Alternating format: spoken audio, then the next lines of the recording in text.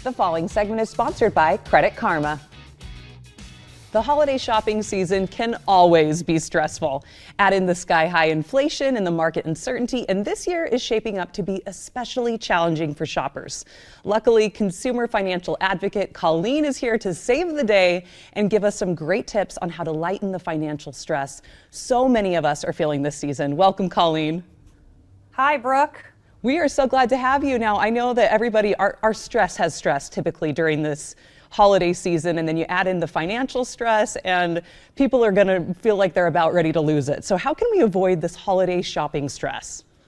Well, I first want to tell you that if people are feeling stressed, they are not alone. Credit Karma has over 130 million members. And when we asked them about how they're feeling about this holiday spending, more than a third said it made them want to cry. So you're in good company. But some of the easiest tips we have for you are things that we've always learned, but are sometimes hard to do. So I would start with the idea of a budget. And I don't mean an economics degree or, accounting software or Excel. What I mean is just in your head, think about what you're going to spend. I recommend the 50-30-20 rule.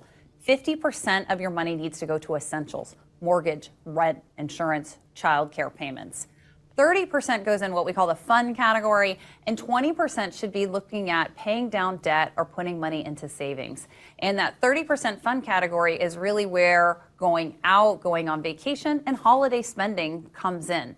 And after you've set aside that money, you know how much you can spend, the next thing I'm going to tell you is make a list. Who are all of the people that you need to be shopping for, and start to have the discipline of sticking to the list. Oh, the discipline, that's always the hardest part. And nobody wants to kick off the new year with the burden of debt. How can we avoid that this year? Well, part of the reason we tell people to stick to the list is it's so easy, especially with online shopping, to be going all over the place. And I think I have a great deal, and so I'm going to buy this, but not necessarily know who the gift is for. So the idea of keeping a budget is important. Now, when it comes to shopping, there are a couple of extra tips that we would tell you.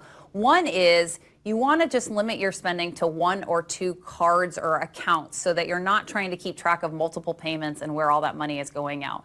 Number 2 is you want to find a card that works for you. At Credit Karma, we have a checking and savings product that actually gives you cash back rewards. We see that same thing on a bunch of other credit cards. So get paid back for the shopping that you're doing.